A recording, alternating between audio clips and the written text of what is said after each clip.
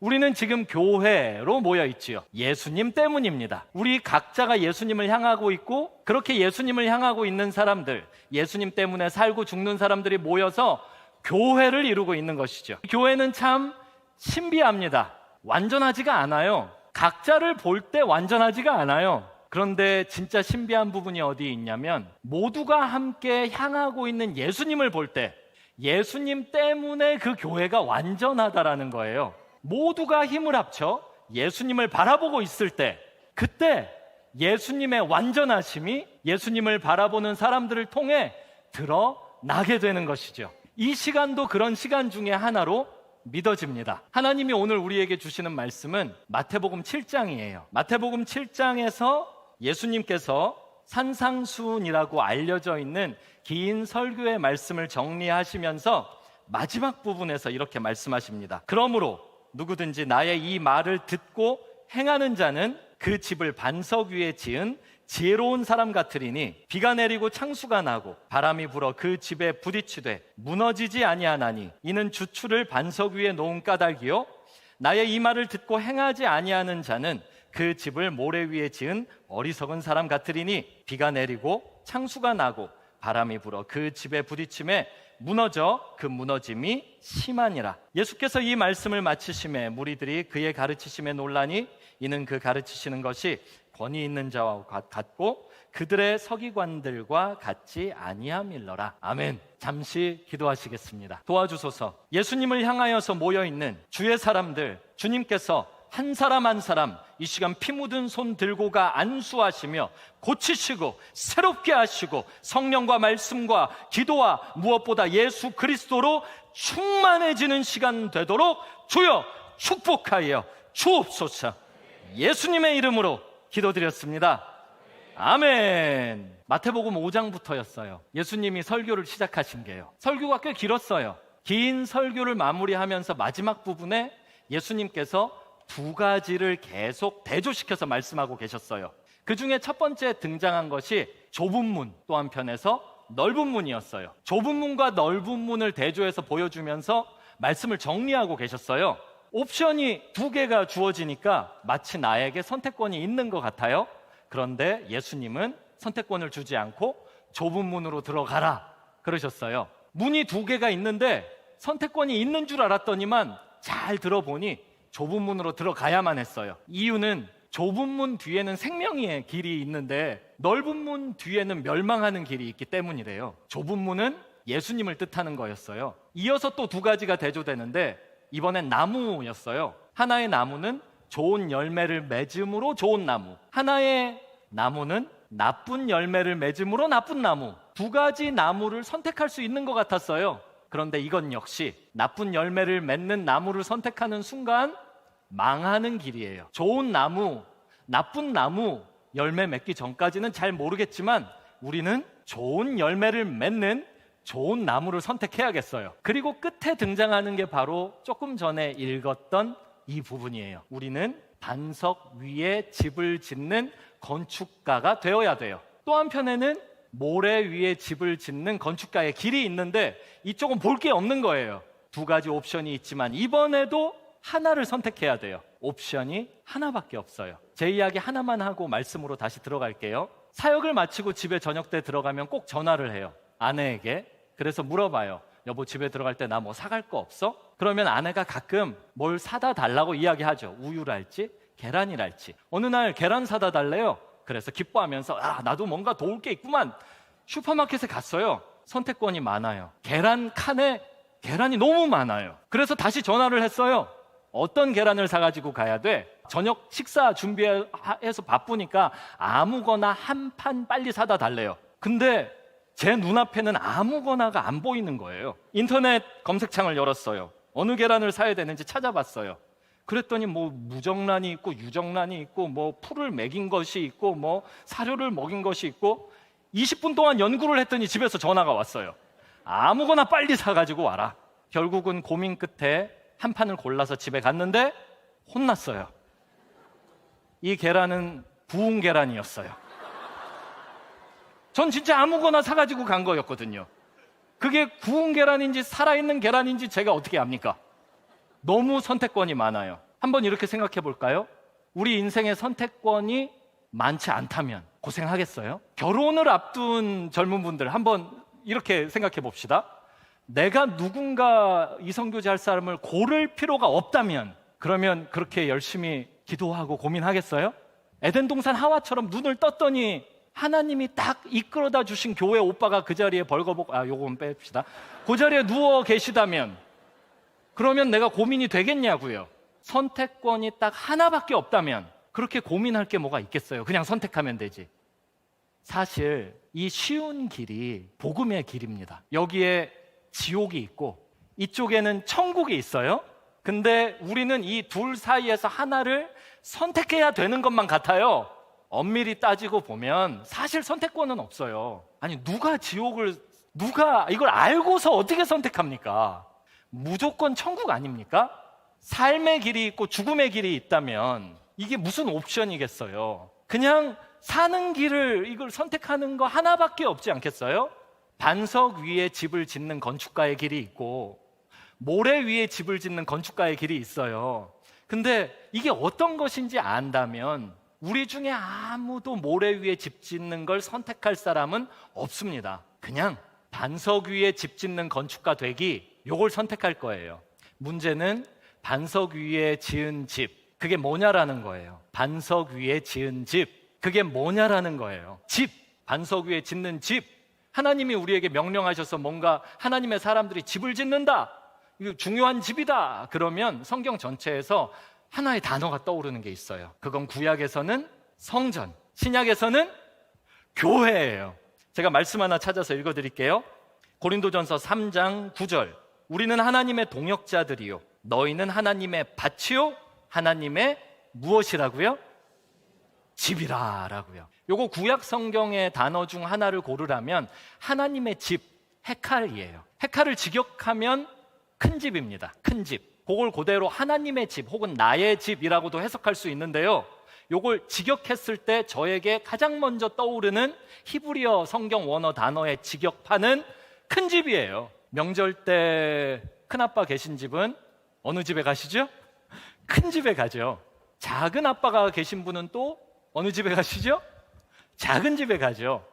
큰 집과 작은 집 둘 다 가야 된다. 뭔가 선물을 들고 가겠죠? 제가 경험한 바에 의하면 같은 선물 안 갖고 갑니다. 큰 집에 갈 때는 한우 소고기, 작은 집에 갈 때는 닭고기 이렇게 사들고 갑니다. 큰 집에 갈 때는 뭐가 달라요. 그리고 주로 명절 때 온 가족이 모인다 하면 가장 큰 책임을 지고 있는 집도 바로 큰 집이에요. 성경 단어에서 하나님의 집이라는 표현 자체가 직역하면 큰 집이에요.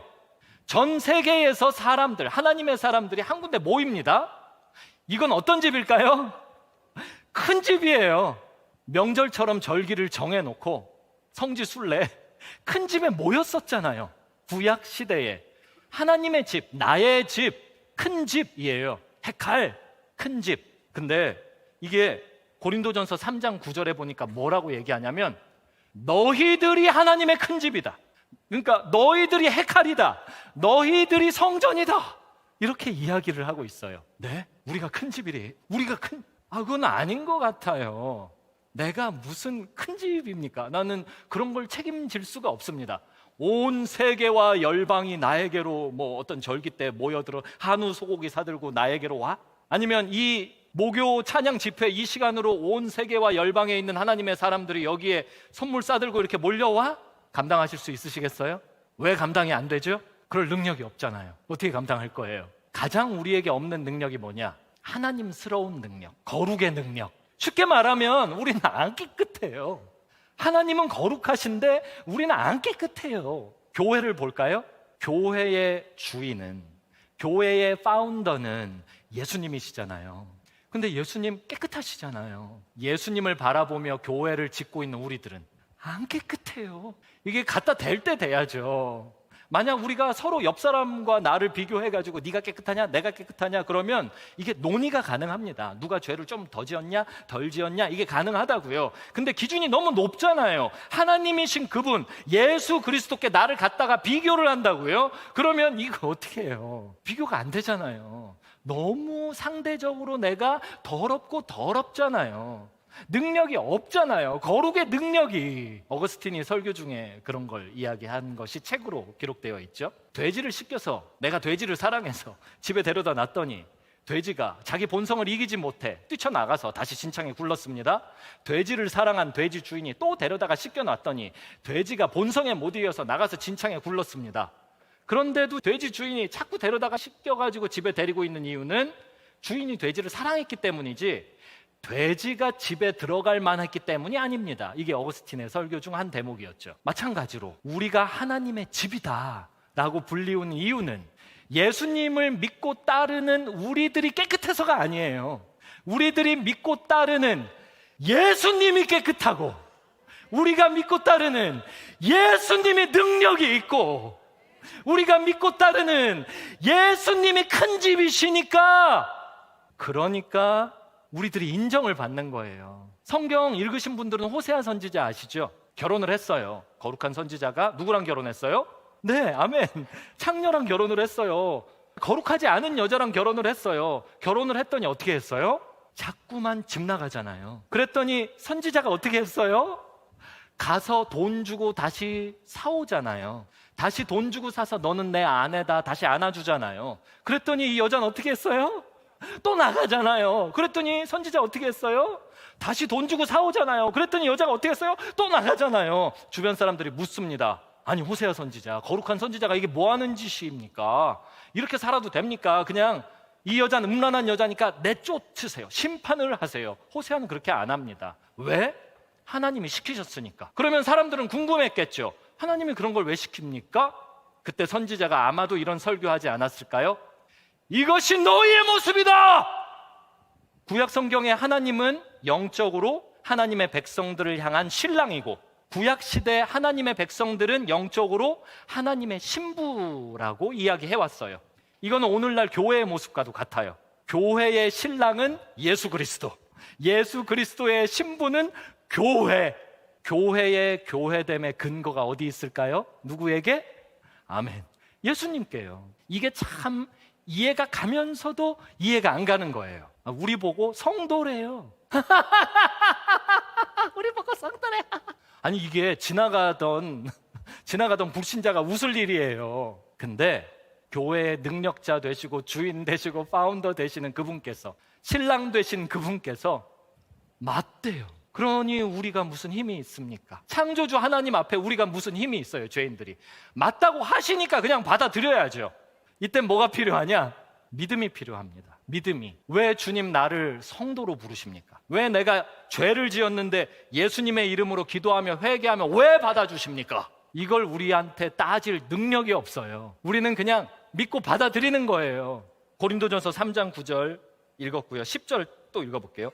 내게 주신 하나님의 은혜를 따라 내가 지혜로운 건축자와 같이 터를 닦아두매 다른 이가 그 위에 세우나 그러나 각각 어떻게 그 위에 세울까를 조심할지니라. 교회의 터는 누구실까요? 예수 그리스도. 예수님. 교회를 세우는 사람은 예수님의 터를 닦아놓는 사람이에요. 무슨 말이냐? 교회를 세우는 사람은 내 주변에 있는 사람들을 예수께로 보내는 사람들이에요. 교회는 이게 다다! 이걸 강력히 주장하는 사람이에요. 만약 그 이야기를 들은 사람들 중에 누군가가 당신은 예수님처럼 거룩하지 않은데요? 라고 주장하고 클레임을 건다면 두 손 들고 네 말이 정확히 맞다! 라고 이야기하면 되는 거예요. 다만 그런 나를 예수께서 받아주셨다. 그런 나를 예수께서 용서하시고 나를 새롭게 그분의 신부로 받아주셨다. 이걸 주장하면서 사람들을 계속 예수님께로 보내는 사람이 바로 교회 개척자, 예수 그리스도의 터를 닦는 사람입니다. 더 읽어볼까요? 이 닦아둔 것 외에 능히 다른 터를 닦아둘 자가 없으니 이 터는 곧 누구시라고요? 아멘. 이 고린도전서 3장 끝부분으로 넘어가면은 모래 위에 지은 집이 무너지는 장면과 비슷한 게 등장합니다. 마지막 심판 때에 비바람이 한번 몰아닥치면 어떤 터 위에 세웠는지에 대한 터를 닦아두고 교회를 세우는 사람들의 공적이 드러난다라고 써 있습니다. 제가 그 부분도 한번 읽어볼게요. 고린도전서 3장 13절이에요. 12절부터 읽어볼게요. 만일 누구든지 금이나 은이나 보석이나 나무나 풀이나 지프로 이 터 위에 세우면 각 사람의 공적이 나타날 터인데 그 날이 공적을 밝히리니 이는 불로 나타내고 그 불이 각 사람의 공적이 어떠한 것을 시험할 것입니다. 만일 누구든지 그 위에 세운 공적이 그대로 있으면 상을 받고, 그대로 있으면 상을 받고. 반석 위에 세운 집은 비가, 바람이, 홍수가, 우박이 몰아닥쳐도 무너지지 않아요. 그러니까 그대로 있으면, 그러면 상을 받고. 똑같은 말씀이죠. 반석 위에 세운 집은 뭐냐? 그러므로 예수 그리스도 위에 세우는 교회를 의미합니다. 한 가지 더 있어요. 반석 위에 세우는 집은 또 하나, 믿음을 지키는 난공불락의 요새와 같은 교회를 이야기합니다. 제가 신약 성경에서 요 마태복음 7장에 반석 위의 집, 요거 원어를 그대로 복사 붙여넣기 해서 구글 이미지 검색을 해봤거든요. 그랬더니 이런 그림이 뜨더라고요. 페트랑. 이게 반석 위에 지은 집인데요, 다른 말로 요새예요. 뒤는 그냥 바위 덩어리예요. 앞은 그림을 보시면 문이 몇 개 있나요? 하나가 있죠. 그 문이 어떤 문이냐면 좁은 문이에요. 그 문은 왜 좁은 문이냐? 한번 들어가면 그거를 열 자가 없어요. 성벽에 건설한 요새 반석 위에 세운 이 집은 어떤 거냐면 수비전, 디펜스를 해야 되는 집이에요. 적들이 쳐들어왔을 때 가만히 보니까 내가 싸워 이길 수가 없어요. 그래서 뭘 해야 되냐면 수비전을 해야 돼요. 디펜스를 잘 해야 돼요. 만약 여기에 실패하면 어떻게 된다? 죽어요. 나라가 없어져요. 죽고 끝나는 거예요. 전쟁에선 반드시 이겨야 되는 거예요. 그래서 저렇게 요새와 같은 절벽 위에 집, 반석 위에 집을 건설해 놓고 문을 하나만 만들어 놓고 그 문을 열어놓는 동안에는 우리 편이 다 들어오는 겁니다. 들어올 때는 계산을 해야 돼요. 이 전쟁은 어느 정도 진행될 것인가, 계산을 해봐야 되는 거예요. 예수님도 그랬죠. 예수님을 따라가서 예수님의 제자가 되려면 계산해 봐야 된다고 그랬어요. 그 대가가 있다고 그랬어요. 대가는 두 가지, 자기 부인과 또 하나 뭐죠? 뭘 지는 것? 자기 십자가를 지는 거예요. 이거 계산을 해보라 그랬어요. 마찬가지예요. 악한 마귀 사탄의 세력은 지금도 어떻게 해서든지 예수 믿는 사람들, 예수께 사람들을 보내는 예수의 사람들, 즉 교회를 망가뜨리려고 공격하고 있다고요. 보이지 않는 영적 세력, 지옥 세력, 어둠의 세력, 질병의 세력, 거짓말의 아비, 이들이 교회를 공격하고 있다고요. 우리는 요새와 같은 교회를 만들어야 돼요. 정말 문을 열어놓는 동안에는 여기에 누구든지 들어갈 수 있어요. 근데 들어갈 때 이 안에 예수 믿는 사람이 들어와야 돼요. 근데 이 문이 한번 닫히잖아요? 그러면 끝이에요. 아무도 더 이상 못 들어와요. 이게 닫히는 날이 온다 안 온다? 옵니다. 마지막 날이 옵니다. 방주와 같은 거예요. 방주가 열려있는 동안은 짐승들이 다 들어가잖아요. 노아의 가족들 다 들어가잖아요. 근데 방주 문이 한번 닫히면 어떻게 되나요? 아무도 더 이상 그 문을 열지 못합니다. 이게 심판대 위에 서 있는 시험받는 교회의 모습입니다. 제가 말씀 하나 읽어드릴게요. 마태복음 7장 21절, 나더러 주여 주여 하는 자마다 다 천국에 들어갈 것이 아니요 다만 하늘에 계신 내 아버지의 뜻대로 행하는 자라야 들어가리라. 우리는 예수님을 향하여 주여, 주님이라고 이야기하죠. 그러면 그 다음에 따라와야 하는 게 뭐냐? 예수님을 진짜 주인으로 대하는 노예로서의 말과 행동이 따라와야 됩니다. 근데 이게 안 된다? 문이 닫혔을 때 더 이상 거기 못 들어가는 거예요. 지금은 문이 열려 있으니까 뭘 할 수 있냐면 안 되는 상태에서 용서하소서를 할 수 있고, 안 되는 상태에서 나는 주님을 주님으로 대하지를 못했으니 나를 바꿔주소서라고 기도할 수 있어요. 예수 그리스도를 주로 삼은 노예들의 생활은 어떤 것인지 문을 쳐다보면서, 안을 들여다보면서 흉내도 내볼 수 있고요. 또 이 안에 들어와서 서로 격려하고 북돋우고 서로 성경을 가르치고 배우면서 예수님의 노예가 되는 길, 예수님의 종으로 사는 길, 이걸 같이 훈련할 수도 있고요. 그런데 마지막 날에 이 문이 닫히는 그날이 옵니다. 우리는 지금 요새를 건설하고 있습니다. 이 요새의 이름은 교회예요. 이 요새의 특징은 예수님을 믿는 믿음으로 가득 채우기입니다. 제가 예수님을 믿지 못할 때가 많았어요. 이 요새는 예수님 믿는 믿음으로 가득 차야 되거든요. 저를 보니까 그렇지 않을 때가 많더라고요. 최근에도 있었어요. 6월 1일에서 4일까지 자전거로 국토종주를 동네 형님들과 같이 다녀왔어요. 그런데 둘째 날 저녁에 갑자기 온몸에 두드러기가 나면서 기침이 나고 콧물이 나면서 꼼짝을 못 하겠는 거예요. 그리고 다음날 약을 먹고 간신히 국토종주를 마치고 병원으로 달려갔더니 제가 새로운 질병이 있대요. 고양이 털 알러지. 이전에 없었던 질병을 발견하고 저는 많이 좌절했어요. 이 안경을 작년까지 안 꼈거든요. 근데 안경을 안 끼면 뭐가 안 보여요. 쓰면 어지럽고 벗으면 안 보이고 지금 딱 안경 맞춘 이 상황이에요. 이것만 해도 마음이 참 어려운데 고양이 털 알러지라고? 나는 이렇게 죽어가는구나. 3일 동안 우울했어요. 3일. 그런데 아내가 보다 못해서 저를 부르고 저한테 기도를 해주더라고요. 마태복음 10장의 앞부분을 읽으면서 기도해 주더라고요. 모든 질병과 약한 것을 물리치는 권능을 주시니라 그러면서 기도해 주더라고요. 그때 깨달았어요. 나는 예수님만 믿지는 않았구나. 세계 복음화 예수 그리스도, 예수 이름으로 세계 정복, 전 세계 어린이들을 기아에서 건져낼 자는 구원자 예수 그리스도 뿐이십니다. 전 세계 경제 문제를 이제 이걸 바꾸셔서 인류를 구원하실 분 예수님 뿐이십, 이런 거 믿었어요. 그런데 고양이 털 알러지에서 나를 구원하실 분? 청라 3번 내과 원장님. 저 그렇게 믿었어요. 3일 동안이나. 이게 어떤 거냐? 절벽 위에 건설한 그 요새가 아닌 겁니다. 그러니까 페트랑이 아닌 거예요. 이거는 고양이 털 알러지만큼의 요 영역, 요만큼은 예수님을 안 믿는 거죠. 근데 어떻게 전쟁에 견딥니까? 문을 일부분을 열어놨는데 교회는 어떤 곳이냐? 예수님을 믿는 믿음으로 튼튼히 건설된 요새와 같은 곳이어야 합니다. 믿음의 요새. 다 예수님 믿으시죠? 예수님만 믿으십니까? 문이 닫히기 전엔 이걸 해내야 돼요. 우리가 오늘 밤이면 어떻게 합니까? 오늘도 새로운 질병이 제가 생기면 또 우울할 텐데 예수님만 믿기, 이거를 멀리는 최후 심판, 가깝게는 내 인생의 어떤 크고 작은 시험들과 내 인생의 죽음, 이게 오기 전에 어떻게든 하여간 이 안에서 연습을 해내서 예수님만 믿기, 예수님만 믿는 공동체, 예수님만 믿는 교회, 이런 걸 만들어야 된다고요. 반석 위에 세우는 교회 또 설명하라면 저는 이렇게 말씀할 수 있을 것 같아요. 예수님 믿는 믿음 위에 건설한 교회. 예수님 당시의 유대인들은 예수님을 어금니 꽉 깨물고 안 믿었습니다. 이거 전라도 표현이에요. 어금니 꽉 깨물고 안 믿었어요.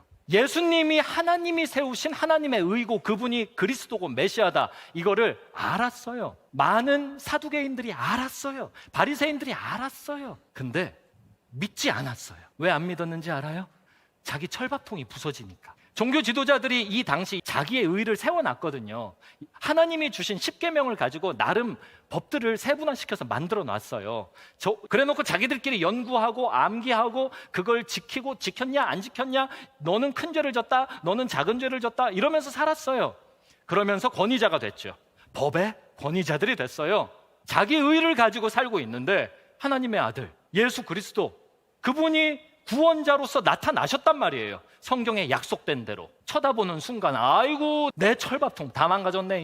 이제 내 의는 끝장나고 하나님이 세우신 하나님의 의를 받아들여야 되네. 나는 죽어야 되네. 나는 나를 부인해야 되네. 그러기 싫다. 그러면서 종교 지도자들이 고민을 했습니다. 예수님을 지켜봤어요. 한 3년 지켜봤어요. 그랬더니 만만해. 예수님이 사람들 앞에서는 기적도 행하고 질병도 낫게 하고 오병이어 사건도 일으키고, 근데 종교 지도자들이 약간 무서워하면서 예수 해봐. 오병이어 해봐. 나사로 한번 해봐. 예수님 절대 안 하시죠?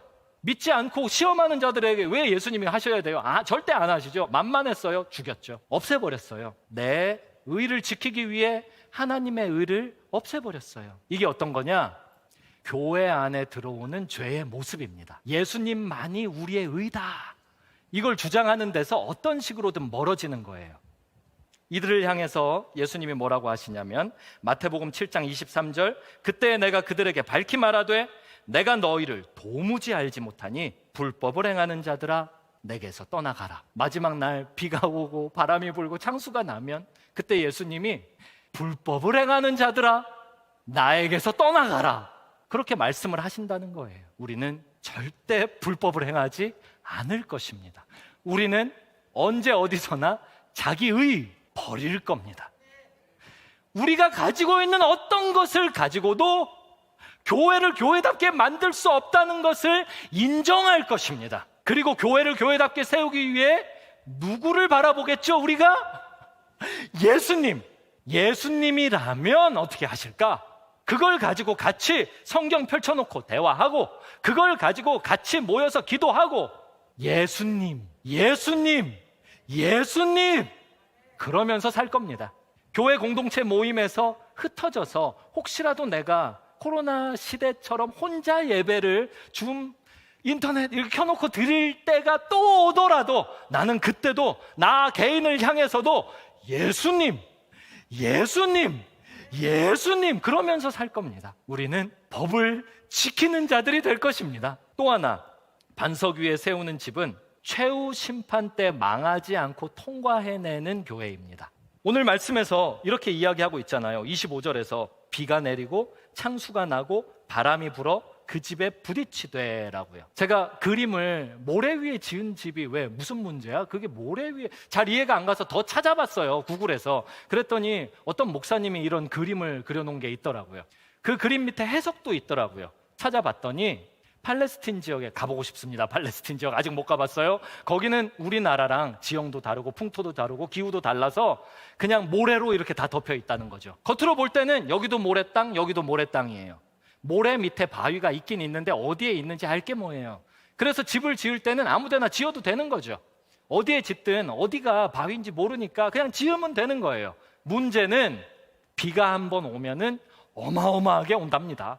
비가 한번 오면은 어마어마하게 와서 비가 오고 난 그 자리에 오아시스도 생기고, 어제까지 없던 야생 짐승들이 갑자기 비가 오고 난 뒤에 거기 모여 있고, 비가 오고 난 뒤에는 갑자기 없던 나무에 없던 열매들도 맺히고, 그런데 엄청 비가 온대요. 그때에 모래들이 다 씻겨 내려간다라는 거죠. 그러나 바위는 안 씻겨 내려가는 거예요. 이게 그 지형, 예수님 당시의 지형을 가지고 예수님이 비유를 들어서 최후 심판에 대해서 말씀하신 부분이에요. 최후 심판의 날, 그날이 반드시 옵니다. 성경이 모두 몇 권이죠? 66권. 자, 제가 65권을 왼손에 잡았습니다. 마지막 한 권을 오른손에 지금 잡고 있습니다. 왼쪽 손에 잡은 65권, 이게 100% 이루어졌습니다. 요대로 이루어졌습니다. 통계적 예측, 통계학과 있나요? 통계적 예측에 의한다면 이 한 권도 요대로 100% 이루어질 겁니다. 마지막 날이 올 겁니다.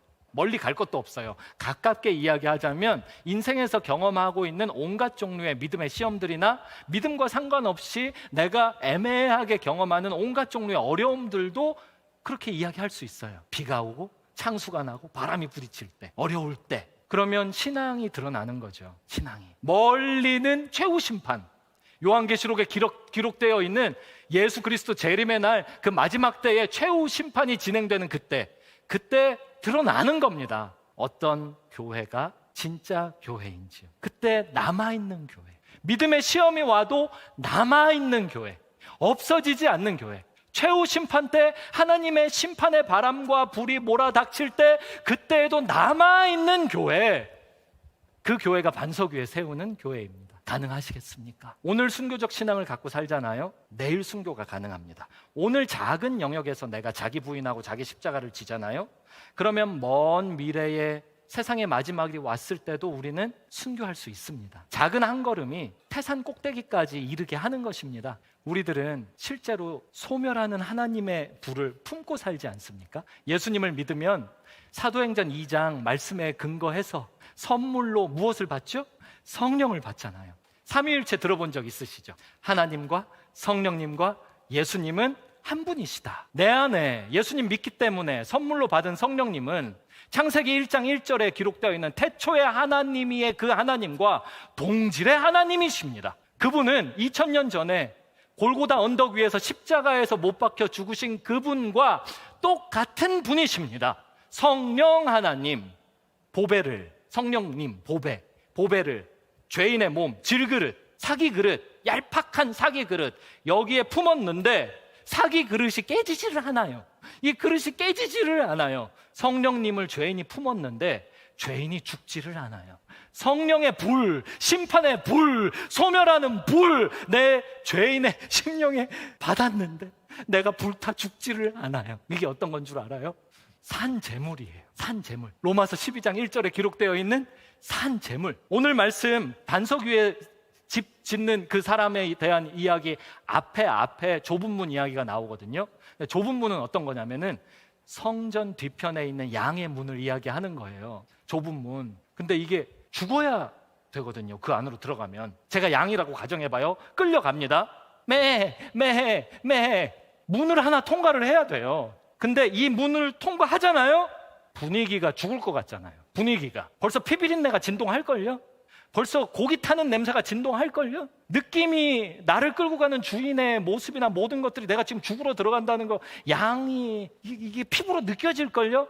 매 들어가면 양의 문, 좁은 문, 다시 말해서 구원의 문, 예수 그리스도의 문, 이걸 통과해서 들어가면 이거 심판이에요. 심판. 죽는 거예요. 주인이 나에게 전가한 죄에 대해서 양의 입장에서는 여기서 죽는 거예요. 여기서 죽은 다음에 몸이 다 조각조각 나서 그게 다 하나님의 불 위에 올려집니다. 올려져서 남김없이 불태워집니다. 불태워진 다음에 번제 같으면 그러겠죠. 불태워진 다음에 어떻게 되냐? 죄도 안 남습니다. 죄까지 긁어서 제사장이 다 갖다 버립니다. 근데 신약시대 우리들을 보세요. 똑같아요. 우리들도 하나님이 기르시는 하나님의 손의 양, 좁은 문, 양의 문, 예수 그리스도를 통과해서 구원의 문 통과해서 들어갑니다. 이거 죽으러 가는 거예요. 이거 지금 심판을 경험하는 거예요. 나는 날마다 죽노라. 이거 매일 심판받는 거예요. 매일 심판의 불을 끌어안고 사는 거예요. 통과해서 들어가면 어떻게 되죠? 죽습니다. 죽을 때는 칼로 죽잖아요. 우리는 매일 말씀검으로 죽는 거예요. 말씀의 칼에 맞아 죽는 거예요. 나의 자아가 죽고 나의 정욕이 죽고 나의 죄가 죽는 거예요. 회개하면서 자꾸 나를 죽이는 거예요. 죽으면 재물이 되고 하나님께 바쳐지는 겁니다. 하나님께 바쳐지는데 살아있으면 바쳐질 수 있어요, 죄인이? 죄가 있는데 어떻게 산채로 바쳐집니까? 죽어야 바쳐지죠. 문제는 우리는 죽고 끝나질 않아요. 죽고 끝나질 않는다고요. 누구 때문에? 아멘.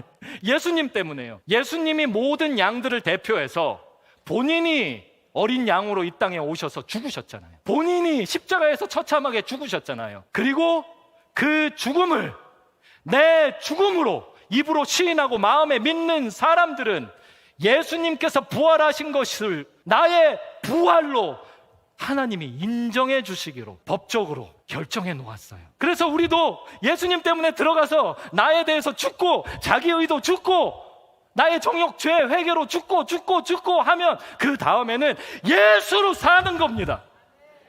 이 다음부터는 어떤 일이 벌어지는지 아시죠? 요약하라면 갈라디아서 2장 20절 말씀 그대로예요. 내가 더 이상 사는 게 아니에요. 내 안에 나를 대신해서 사시는 예수 그리스도께서 나를 끌고 다니면서 사는 겁니다. 예수께서 이리야 이쪽이다 그러면 나는 뭐 죽었는데 뭐 가야지.